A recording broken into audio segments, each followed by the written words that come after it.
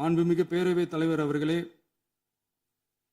சட்டம் ஒழுங்கை பற்றி பேச்சு வந்தது. சட்டம் ஒழுங்கு சரியா இருக்கணும் அப்படின்றதுல எங்களுக்கு மாற்று கருத்தே கிடையாது. கண்டிப்பாக லா அண்ட் ஆர்டர் கரெக்டாக இருக்கணும், கரெக்டாக இருக்கும், இருக்க வைப்போம். அதே மாதிரி பெண்கள் பாதிக்கப்படுறதையும் இங்கே யாராலையும் சகிச்சிக்கவே முடியாது. அதுக்கான கடுமையான நடவடிக்கைகள் நம்ம அரசு எடுத்துக்கிட்டு இருக்கிறோம். இந்த சிங்கப்பெண் சிறப்பு அதிரடிப்படை கூட அதுக்கான ஒரு ஃபர்ஸ்ட் ஸ்டெப் தான்.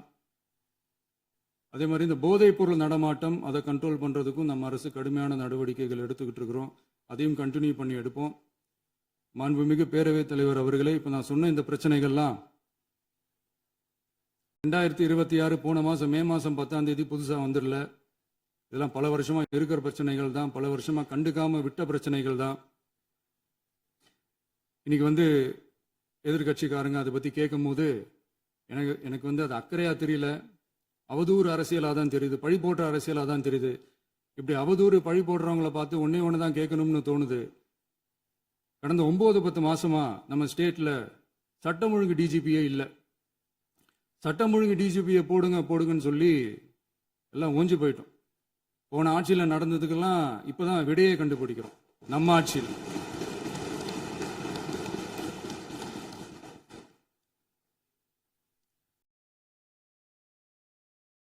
இந்த போதைப் பொருள் நடமாட்டம்லாம் தாறுமாறா அப்படியே பரவி கொட்டி கிடக்குது.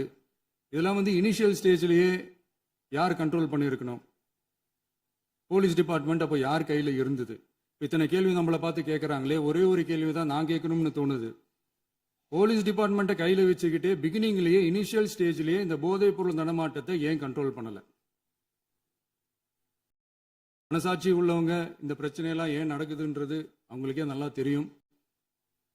இன்னைக்கு சட்டம் ஒழுங்கை பற்றி கேள்வி கேட்கக்கூடாதா அப்படின்னா தாராளமாக கேட்கலாம். இது ஜனநாயக அரசு, மன்னராட்சியெல்லாம் கிடையாது, மனசாட்சி உள்ள மக்களாட்சி.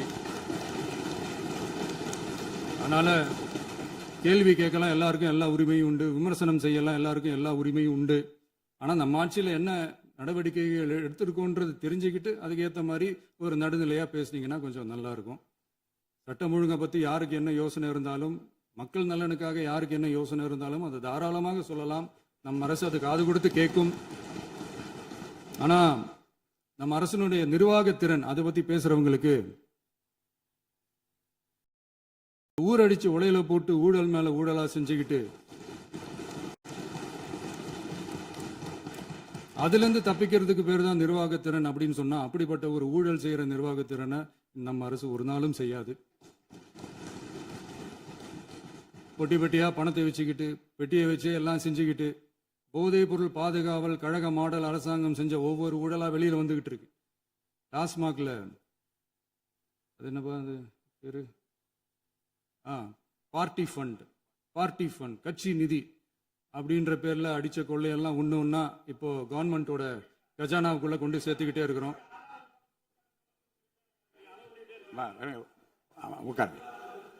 மாண்புமிகு முதல்வர்கள் பதிலுரைக்கு பிறகு நேரம் தரேன். அப்ப அவங்க பேசட்டும். அவங்கள பேச அனுமதி. உட்காருங்க.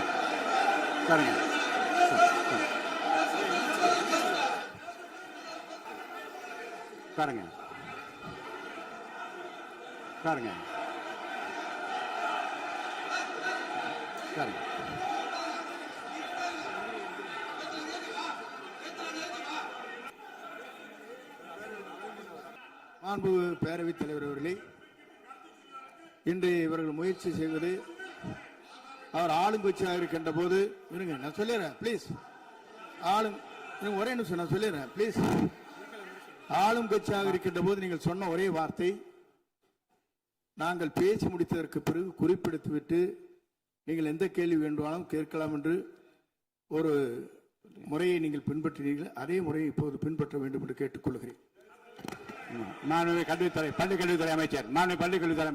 மாண்புமிகு பேரவைத் தலைவர் அவர்களே, நேற்றைய தினம் கூட எதிர்க்கட்சி தலைவர் சொன்னதை முழுமையாக கேட்டு இறுதியில் ஒரு வாய்ப்பு தந்தீங்க. அதுவும் இல்லாம இந்த நேரத்தில் நேரலையில் நீங்களும் பாக்குறீங்க. அங்கிருந்து ஒருமையில் விழித்து இந்த பக்கம் இருக்க உறுப்பினர்களை பார்த்து அப்படின்னு ஒருமையில் விழிப்பதை உங்கள் மூலமாக கண்டிக்கிறேன். அந்த வார்த்தையை அவை குறிப்பிலிருந்து நீக்கணும். கண்ணியம் காத்து முதல்வர் முழுமையாக பேசுவதை காத்து, கண்ணியம் காத்து இந்த சபைக்கு ஒரு மரபு இருக்கிறது. அதை மூத்த உறுப்பினர்கள் பின்பற்றும்படி உங்கள் மூலமாக கேட்டுக்கொள்கிறேன். மாண்புமிகு முதலமைச்சர் அவர்கள் உரையை தொடரலாம். நான் தரேன். நான் உறுதியாக மாண்புமிகு முதலமைச்சர் அவர்கள் பேசி முடித்தவுடன் எதிர்க்கட்சி தலைவருக்கு அந்த வாய்ப்பு தரப்படும் என்பதை உறுதியாக சொல்லிவிட்டேன். இடையிலே குறுக்கீடு செய்யாமல் அந்த பேச்சு முழுமையாக பேசி முடிக்க நீங்கள் அனுமதி வழங்க வேண்டும் என்று கேட்டுக்கொள்கிறேன். அமைதியா உட்காருங்க. அவங்க பேசி முடிக்கட்டும், நீங்க கேளுங்க. நான் என்ன சொல்றேன், கேட்கிற உரிமையும் விளக்கத்தை கேட்டு பெற உரிமை உங்களுக்கு இருக்கிறது. ஆனா இடையிலே குறுக்கீடு செய்யாமல் அதை முடிக்கும்படி நான் கேட்டுக்கொள்கிறேன். மாண்புமிகு முதலமைச்சர் அவர்கள் தொடர்ந்து நீங்க பேசலாம்.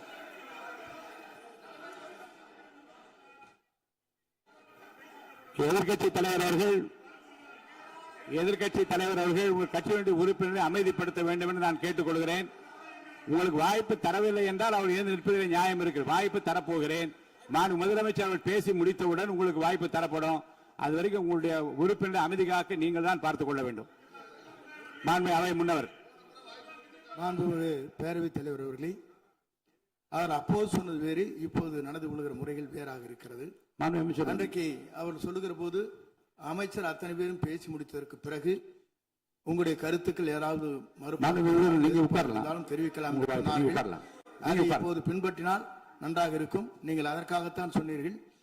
முதலமைச்சர் பேசியதற்கு பிறகு எதிர்க்கட்சி தலைவர் அவர்கள் பேசுவதற்கு வாய்ப்பளிக்கிறோம் என்று சொல்லியிருக்கிறார்கள். ஆகவேதான் அந்த வாய்ப்பை நீங்கள் இல்ல அது பதில் சொல்லணும்னு கேட்டிருக்காங்க. பதில் சொல்லணும் சொல்லியிருக்காங்க. பதில் சொல்லினா தங்க பிரச்சனை இல்ல. அப்படி இல்ல. ஆகவே இல்ல நேற்றைய தினம் நீங்கள் அப்படி பேசிக்கொண்டது ஆறாவது இல்ல. நேற்றைய தினம் உங்கள் பேசுகிற போது ஆறாவது குறுக்கிட்டார்களா? நீங்கள் பேசுகிற போது யாருமே குறுக்கிடவில்லை. நீங்க எவ்வளவு பேசினீர்கள், எவ்வளவு வார்த்தைகள் பேசினீர்கள் என்பதெல்லாம் எங்களுக்கு தெரியும். யாருமே அதில் குறுக்கிடவில்லை. இது முதலமைச்சர், எங்கள் முதலமைச்சர் எதிர்க்கட்சி தலைவர் பேசுகிற போது யாரும் குறுக்கிட வேண்டாம் என்று சொன்னார்கள். அதை நாங்கள் பின்பற்றினோம். ஆனால் இன்றைக்கு நீங்கள் பின்பற்றவில்லை என்றால் வேதனையாக இருக்கிறது. முன்னவர் நேற்று எதிர்க்கட்சி தலைவர் பேசுகிற போது அடுக்கடுக்காக குற்றச்சாட்டுல வைத்தார். இப்போ அதற்குரிய மாண்புமிகு பொதுப்பணித்துறை அமைச்சர் கூட காலையில் அலுவலகத்தை சந்தித்து அவர்கள் சாட்டிய குற்றச்சாட்டுகளுக்கெல்லாம் ஆதாரங்களை எல்லாம் நான் கொண்டு வந்திருக்கிறேன் என்று சொன்னேன். நான் நேற்று அந்த விஷயம் நேற்றோடு முடிந்து விட்டது. ஆதாரங்களை கொடுங்கள். தக்க நேரத்தில் இதை பற்றி சொல்ல வேண்டிய நேர்ந்தால் நான் இதெல்லாம் ஆய்வு செய்து உரிய நேரத்தில் அவை குறிப்பிட்டு ஏற்றுவதற்கு முன்பாக அவரிடம் காட்டி அதற்கு பிறகு அதை பற்றி முடிவெடுக்கும் என்று நான் சொன்னேன். இப்போதும் சொல்லுகிறேன், முதலமைச்சர் அவர்கள் பேசிக் கொண்டிருக்கிறார். பேசி முடிக்கட்டும். எதிர்க்கட்சி தலைவருக்கு உறுதியாக நான் வாய்ப்பு தருவேன். அவர் கேள்விகளை முன்வைக்கலாம், விளக்கங்களை பெறலாம். இப்போதைக்கு பேரவைத் தலைவர் என்ற முறையில் என்னுடைய முடிவு இதுதான். அவையில் இருக்கக்கூடிய உறுப்பினர்கள் அமரும்படி நான் கேட்டுக்கொள்கிறேன். நான் முதலமைச்சர் அவர்கள் பேச வேண்டிய அவை முன்னவர் பேரவைத் தலைவர் அவர்களே, நேற்றைய தினம் நீங்கள் முழுமையாக பேசினீர்கள். உங்கள் பேச்சுக்கள் எப்படி இருந்தது என்பதும் நாடறியும். இருந்தாலும் கூட நாங்கள் அமைதியாக இருந்தோம். இல்ல நீங்க இருங்க. ஒவ்வொரு வார்த்தைக்கு இருங்க. நீங்க மின்வெட்டையில நீங்க சொன்னீங்க. உங்களுடைய முன்னாள் அமைச்சர் ஆற்காடு வீராசாமி இருக்கிற போது மின்வெட்டால் தான் நாங்கள் ஆட்சியே மாறியது என்றெல்லாம் சொன்ன கதையெல்லாம் இருக்கு. அதெல்லாம் சொன்னோம்னாங்க. நாங்களே அமைதியா இருந்தோம். அதுக்கு அங்கே தயவு செய்து எதிர்க்கட்சி தலைவருக்கு வாய்ப்பளிக்கிறார்கள். அந்த வாய்ப்பை நீங்கள் அவர் முதலமைச்சர் பேசியதற்கு பிறகு பேசினால் அழகாக இருக்கும். அவை முன்னர் பள்ளி கல்வித்துறை அமைச்சர். மாண்புமிகு பேரவைத் தலைவர் அவர்களே, அவர் ஒரே ஒரு வார்த்தையை தான் சொன்னார். பார்ட்டி ஃபண்ட் என்ற வார்த்தையை கேட்டு எதிர்க்கட்சி நண்பர்கள் கோபப்படுகிறார்கள். ஆனால் அதன் மீது உங்களுக்கு பாயிண்ட் ஆஃப் ஆர்டர் தருவதாகவும் நீங்கள் சட்டப்பேரவைத் தலைவர் சொல்கிறீர்கள். நேற்றைய தினம் இதே போல வெற்றி தலைவர் அவர்களினுடைய வழிகாட்டில் வளர்ந்த நாங்கள் சகிப்புத்தன்மையோடு அவர்கள் பல வார்த்தைகள் சொன்னார்கள். புதிதாக சோஃபா மாடல் என்றார்கள், குதிரை பேரம் என்றார்கள், எத்தனையோ வார்த்தைகள் சொன்ன போது சகிப்புத்தன்மையோடு அதை கேட்டு பொறுமையாக இருந்தோம். இவர்கள் குதிரை பேரம் எல்லாம் அவைக்குள் நீக்கப்பட்டு விட்டது. சரி, சோஃபா மாடல் என்று சொன்னார்கள். ஆதாரம் கேட்டு இப்படி எழுந்து நாங்கள் கொந்தளிக்காமல் ஒரு சட்டமன்றத்தில் ஒரு உறுப்பினர் எப்படி நடந்து கொள்ள வேண்டும் என்பதற்கு எடுத்துக்காட்டாக தமிழக வெற்றி கழகத்தின் உறுப்பினர்கள் நடந்து கொண்டார்கள். இப்போது மதிப்பிற்குரிய எதிர்க்கட்சி தலைவர் அவர்களே, உங்கள் ஊடாக நான் கேட்பது என்னவென்றால், அவர்களினுடைய கட்சி உறுப்பினர்களை அவர் அமைதிப்படுத்தி முதல்வர் அவர்கள் உரையை முழுமையாக கேட்டு சகிப்புத்தன்மைக்கு சட்டமன்றத்தில் இந்த பக்கம் மட்டுமல்ல அந்த பக்கமும் எடுத்துக்காட்டாக இருப்பதற்கு அவர் வழிவகை செய்ய வேண்டும் என்று உங்கள் மூலமாக கேட்டுக்கொள்கிறேன். மாண்புமிகு பொதுப்பணித்துறை அமைச்சர். மாண்புமிகு பேரவைத் தலைவர் அவர்களே, திராவிட முன்னேற்ற கழகம் முதல் நாளில் இந்த சபையுடைய மரபையும் பாரம்பரியத்தை பற்றியும் நமக்கு வகுப்பெடுத்தார்கள். அந்த மரபுப்படி எங்களுடைய தலைவருடைய வழியில் இந்த சட்டசபையுடைய நிகழ்வுகளில் நாங்கள் கலந்து கொண்டிருக்கிறோம். நேற்று எதிர்க்கட்சி தலைவர் பேசும்பொழுது எவ்வளவோ வார்த்தைகள் உண்மைக்கு புறம்பாக சட்டத்திற்கு எதிராக ஒரே நிமிஷம் பேசுறேன். சட்டத்திற்காக பேசும் பொழுது நாங்கள் அமைதியாக இருந்தோம். ஒரு 2-3 முறை தான் அவரு பேசும்போது மினிஸ்டர்கள் இருந்துச்சு நின்னாங்க. ஆனா இன்னைக்கு மாண்புமிகு முதலமைச்சருடைய முதல் உரை கடந்த 4 நாட்களாக திராவிட முன்னேற்ற கழகம் முதலமைச்சர் ஏன் பேசலன்னு சொல்லிட்டே இருந்தாங்க. இன்னைக்கு பேச ஆரம்பிச்ச உடனே அவர் சொன்ன வார்த்தை பார்ட்டி ஃபண்ட் சொன்னார். எந்த பார்ட்டின்னு சொல்ல. ஆனா அந்த வார்த்தைகள் சொல்லி முடிஞ்ச உடனே எதற்காக முதலமைச்சருடைய பேச்ச இவங்க குறுக்கிறாங்கன்னு தெரியல.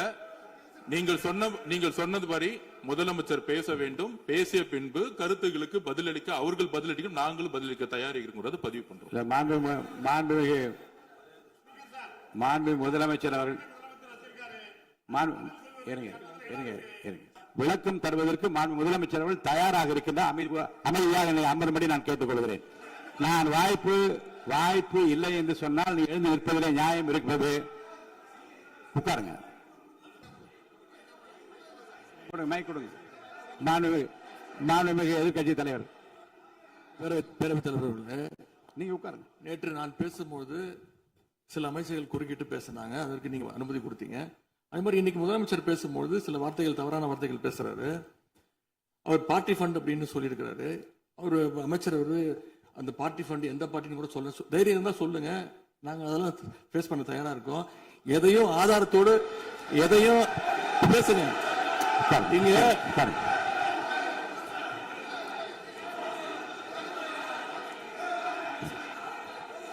அது மாதிரி பேரவைத் தலைவர் அவர்களே, நேற்று நான் பேசி முடிஞ்சோடனே நீங்க அவை முடிஞ்சிருச்சுன்னு சொல்லிட்டீங்க. நாங்கெல்லாம் வீட்டுக்கு போயிட்டோம். வீட்டுக்கு போய் டிவி போட்டு பார்த்தா அங்க இன்னொரு அமைச்சர் இன்னும் பதில் சொல்லிட்டே இருந்திருக்கிறாரு. அதற்கெல்லாம் நாங்க இப்ப என்ன பதில் இது, என்ன மரபு இது? நீங்க இப்ப பேசிக்கிட்டே இருப்பீங்களா? நாங்க அதை பார்த்துக்கிட்டே இருக்கணுமா? அதே மாதிரி இன்னைக்கு முதலமைச்சர் அவர்கள் பேசும்போது நாங்களும் அமைதியா கேட்டுட்டு தான் இருந்தோம். ஆனா சில கருத்துக்கள் அவர் பேசும்போது அதை நாங்க அனுமதிக்க முடியாது. ஆதாரத்தோடு ஏதாவது பேசணும்னா, குற்றச்சாட்டுகள் சொல்லும் போது ஆதாரத்தோடு சொன்னீங்கன்னா அதை நாங்க ப்ரூவ் பண்றதுக்கு தயாராக இருக்கு. மாண்புமிகு உறுப்பினர் அவர்கள் இருங்க. நேற்று மாண்புமிகு எதிர்க்கட்சி தலைவர்கள் பேசியதும் மாண்புமிகு பொதுப்பணித்துறை பேசியதும் ஆதாரம் இல்லாமல் பேசக்கூடாது என்று நான் சொன்னேன். ஆய்வு செய்து நீக்கப்பட வேண்டியது நீக்கும் என்று சொன்னேன். இப்போது மாண்புமிகு முதல்வர் அவர்கள் பேசி முடிக்கட்டும். நீங்கள் கூறிய கருத்துப்படி அதில் ஆதாரங்கள் இல்லாத குறிப்பாக இருந்தால் அதை நீக்குவதற்குரிய உரிமை எனக்கு இருக்கிறது. ஆய்வு செய்து நான் நடவடிக்கை எடுப்பேன். இப்போது மாண்புமிகு முதலமைச்சர் அவர்கள் பேசலாம். இந்த டாஸ்மாக் மாதிரியே பல டிபார்ட்மெண்ட்லயும் மறுபடியும் சொல்றேன், கட்சி நிதின்ற பேர்ல அடிச்ச கொள்ளைய ஒன்னா கவர்மெண்டோட கஜானாக்குள்ளேயே கொண்டு சேர்த்துக்கிட்டே இருக்கிறாங்க.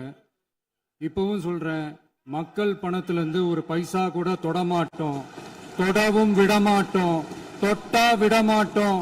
இதுக்கு முன்னாடி தொட்டவங்களையும் விடமாட்டோம்.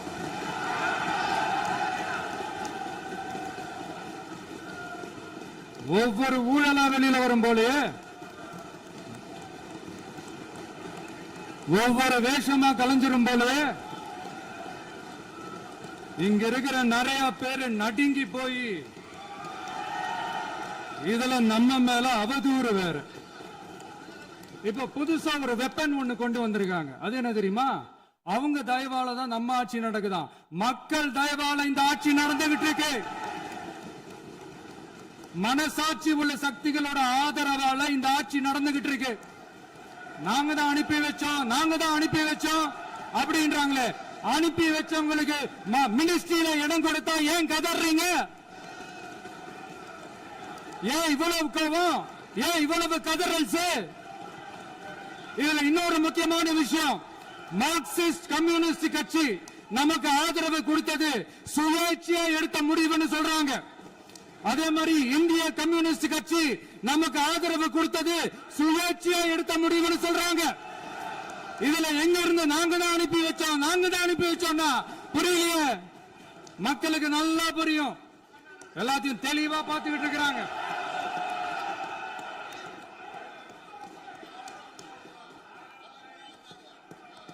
முதலமைச்சர் கண்டினியூ பண்ணலாம். மாண்பு முதலமைச்சர்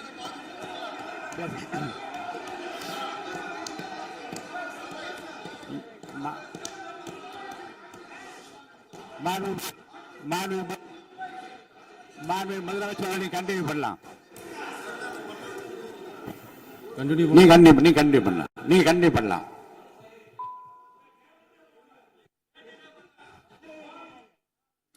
இந்த சமூக நீதி அரசுன்னு சொல்றவங்களை பார்த்து கேட்கிறேன், நம்ம பட்டியலின சகோதரர்களுக்கு எத்தனை அமைச்சர் பதவி கொடுத்தீங்கன்னு கொஞ்சம் சொல்ல முடியுமா? ஆனா நம்மளுடைய அரசுல 8 அமைச்சர் பதவிகள் யாருக்கு? நம்ம பட்டியலின சகோதரர்களுக்கு. எல்லாம் நம்ம அண்ணன், நம்ம தம்பி, நம்ம தங்கச்சிங்க. அண்ணல் அம்பேத்கர் அவர்களுடைய கிட்டத்தட்ட 100 ஆண்டு கால கனவு இப்ப நிறைவேறி இருக்கு. நான் ஏன் கொஞ்சம் சவுண்டா பேசுறேன் அப்படின்னா அவங்களுக்கு கேட்கணுன்றதுக்காக தப்பா எடுத்துக்காது. அதே மாதிரி பெண்களோட பாதுகாவலர் நாங்க தான் அப்படின்னு சொல்லிக்கிறவங்களை கேட்கிறேன், எத்தனை பெண்களுக்கு அமைச்சர் பதவியில இடம் கொடுத்தீங்க கொஞ்சம் சொல்ல முடியுமா? எங்க அரசுல 4 சகோதரிகளுக்கு அமைச்சர் பதவி கொடுத்திருக்கிறோம்.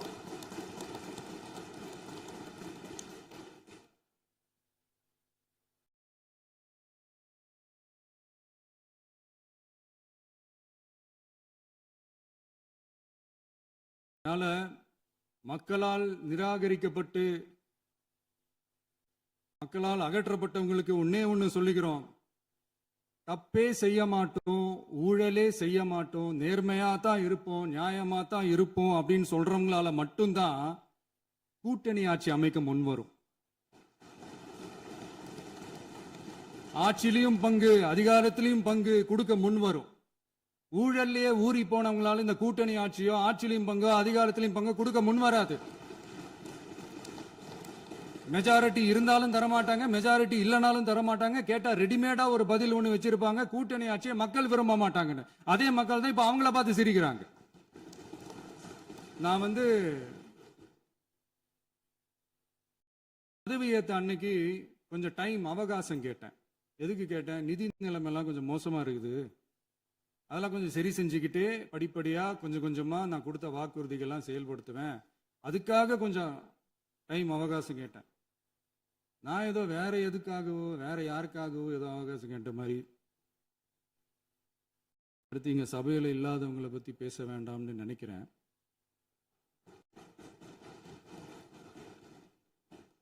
இங்க நம்மளை பத்தி அவதூறு பரப்புறதோட மட்டும் இல்லாம இப்ப நம்ம மக்கள் மேலேயும் அவதூறு பரப்ப ஆரம்பிச்சிட்டாங்க.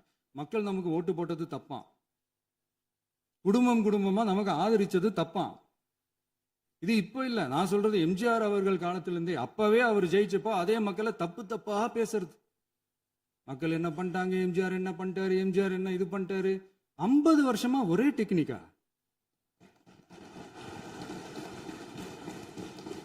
டெக்னாலஜி எல்லாம் மாறி வேற எங்கேயோ போயிட்டு இருக்கு. பஸ் இதுல கொஞ்சம் டெக்னிக்காச்சும் கொஞ்சம் மாத்தினா கொஞ்சம் நல்லா இருக்கும்.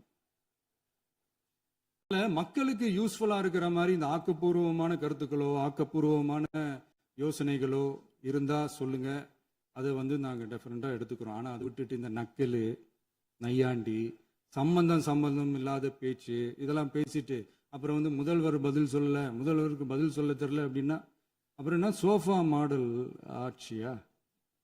அது என்னன்னு புரியறதுக்கு எனக்கு ரொம்ப நாள் ஆச்சு. இந்த sofa set, table chair, teapoy, furniture பிசினஸ்லாம் வேற எங்க வெளியில போய் பண்ண சொல்லுங்க. அப்படி அந்த பிசினஸ் தான் பண்ணணும்னா நிறைய பிசினஸ் பண்ற மாதிரி வெளியில போய் பண்ண சொல்லுங்க, எங்க சட்டசபைக்குள்ள வேணாம். அதனால ஆக்கப்பூர்வமான கருத்துக்கள் இருந்தா சொல்லுங்க. டெஃபினட்டா அது சரியா இருந்தா நாங்க ஏத்துக்கிறோம். எனக்கு ஒரு குட்டி கதை ஒன்று ஞாபகம் வருது, சொல்லாமா?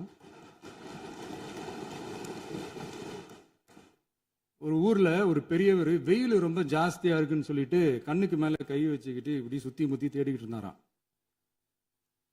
அப்ப கூட இருந்த ஒரு சின்ன பையன், என்ன தேடுறீங்க அப்படின்னு கேட்டானா. அதுக்கு அந்த பெரியவர் சொன்னாரா, அது ஒண்ணு இல்ல தம்பி, உங்க அப்பா இங்கதான் இருப்பாருன்னு சொன்னாங்க, அதான் தேடிக்கிட்டு இருக்கேன். எங்க உங்க அப்பாவையா காணோம்?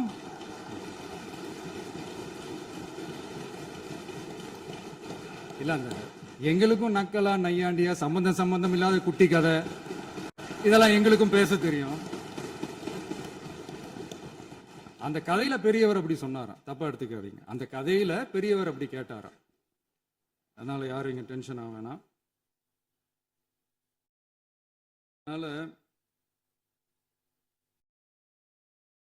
இன்னொரு இந்த என்னுடைய உரையை முடிக்கிறதுக்கு முன்னாடி போயிட்டாங்க, பேசலாமா? நிறைய உங்க கருத்துக்களை நீங்க முழுமையாக மன நிறைவோடு பேசலாம். டிவியில் பார்த்தோம். சரி, அதான் 5 நிமிஷம் பேசுனதுக்கே கொளத்தூரி இந்த ஆட்டம் ஆயிடுச்சு. பேசுனா அப்புறம் என்ன பண்றது? கடைசியா நான் இந்த உரையை முடிக்கிறதுக்கு முன்னாடி ஒரு முக்கியமான ஒரு விஷயம் பத்தி சொல்லணும். ஆளுநர் உரை அன்னைக்கு இந்த தமிழ் தாய் வாழ்த்துக்கு அப்புறம் தேசிய கீதம் பாடினது தப்பு, தேசிய கீதம் 2 முறை பாடினது தப்பு,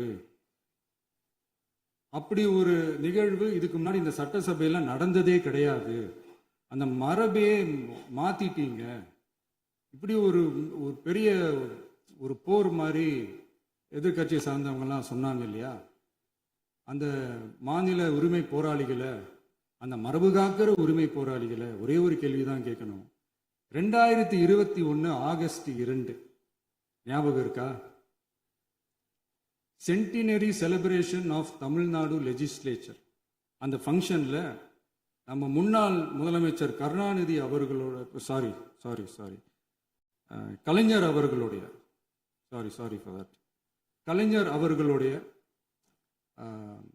புகைப்படத்தை மாண்புமிகு குடியரசுத் தலைவர் திறந்து வைக்கிற ஒரு ஃபங்க்ஷன். அந்த ஃபங்க்ஷன்ல national anthem followed by Tamil Thai Vazhthu அப்படின்னு அறிவிச்சது ஞாபகம் இருக்கா? அதாவது தேசிய கீதத்துக்கு அப்புறமா 2வது முறையா, நோட் திஸ் பாயிண்ட் மாண்புமிகு பேரவைத் தலைவர் அவர்களே, ப்ளீஸ் நோட் திஸ் பாயிண்ட். தேசிய கீதத்துக்கு அப்புறம் 2வது முறையாக தமிழ் தாய் வாழ்த்து பாடப்படும் அப்படின்னு சொன்னது ஞாபகம் இருக்கா? அதுவும் முத்தமிழ் அறிஞர் அப்படின்னு சொல்ற நம்ம கலைஞர் அவர்களுடைய அந்த புகைப்படம் வெளியிட்டு விழாவில் அவர் இருந்த இதே சபையில தமிழை 2வது இடத்துக்கு தள்ளினது யாருன்னு ஞாபகம் இருக்கா? அது மட்டும் இல்ல, அந்த தேசிய கீதத்தை நாட்டுப்பண் நேஷனல் ஆந்தம்னு சொல்லி அதே ஃபங்க்ஷன்ல கடைசியா ஃபங்க்ஷன் முடியும் போது செகண்ட் டைம் தேசிய கீதம் பாடினதும் ஞாபகம் இருக்கா? இதே அவையில் தான், அது அவை குறிப்பிலும் இருக்கிறது, இதே அவையில் தான் நடைபெற்றது. இந்த தக்க நேரத்தில் இந்த ஆதாரங்களை அளித்த மாண்பு முதல் அவர்களுக்கு நன்றியை தெரிவித்துக் கொள்கிறேன். டவுட் இருந்தா இந்த புக்கை பார்த்து தெரிஞ்சுக்கலாம். அதனால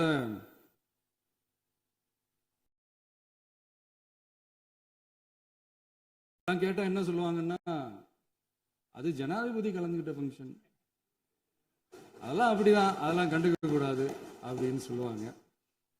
இதே மாதிரிதான் பேசுறது ஒண்ணு, செய்யறது ஒண்ணு, பேசுறது ஒண்ணு. இதெல்லாம் மக்கள் பார்த்துக்கிட்டு இருக்காங்க. எலெக்ஷனுக்கு முன்னாடி தான் அப்படி செஞ்சுக்கிட்டு இருந்தாங்க, இப்போ எலெக்ஷனுக்கு அப்புறம் அதே தான் செய்யறாங்க. இந்த விஜயையும் சாமானியர்களின் உண்மையான சமூக நீதி அரசையும் அவமானப்படுத்துறதுக்கு தான் அவங்களோட அந்த பொலிட்டிக்கல் சீனியாரிட்டி அது பயன்படுத்துது போல. சரி, செய்யட்டும், நல்லா செய்யட்டும். இப்போ ஆனாலும் நம்மளுடைய மாநில உரிமை, மொழி உரிமை, உத்தமபுத்திரர் போல வேஷம் போடுற எதிர்க்கட்சிக்கு ஒன்றை மட்டும் ஆணித்தரமாக சொல்றோம். உங்களை மாதிரி தமிழ்னு சொல்லிக்கிட்டு, மொழி, பண்பாடு, கலாச்சாரம்னு சொல்லிக்கிட்டு ரெட்டை வேஷம் போடுறவங்க நாங்க கிடையாது. உலகெங்கும் வாழும் என் தமிழ் சொந்தங்களுக்கு நம்முடைய உத்தரவாதம் தமிழ் தான் எங்க உயிர் நாடி அப்படின்றத மறக்க மாட்டோம். இப்பவும் சொல்றோம், மாநில உரிமையில எப்பவும் உறுதியா இருப்போம். அதே சமயத்துல அரசியல் வேற, ஒன்றிய மாநில அரசுகளுக்கு இடையே இருக்கிற நிர்வாக அணுகுமுறை வேற. இதுல நாங்க ரொம்ப தெளிவா இருக்கிறோம். அதனால எங்களுக்கு பாடம் எடுக்கிறதா நினைச்சுக்கிட்டு உங்க வேஷத்தை நீங்களே கொஞ்சம் கொஞ்சமா கலைச்சிக்கிட்டே வர்றீங்க, மறந்துடாதீங்க. அப்புறம் நேத்து எதிர்கட்சி தலைவர், மாண்புமிகு எதிர்கட்சி தலைவர் பேசும்போது நிறைய பேசினாங்க. அதுல ஒண்ணு மட்டும், அரசு சொல்றதா நினைச்சுக்கிட்டு நம்மளை இன்டைரக்டா ஈவில் அப்படின்ற அந்த வார்த்தையை யூஸ் பண்ணாங்க. எனக்கு ஒன்னே ஒண்ணுதான் சொல்லணும்னு தோணுது, ஈவில்ஸ்னு டெவில்ஸ் பேசக்கூடாது.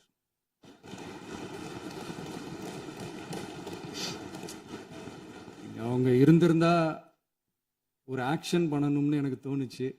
எல்லாரும் போயிட்டாங்க. பர்மிஷன் பண்ணலாமா? இப்பவும் பண்ணலாம், ஒன்றும் தப்பு இல்லை.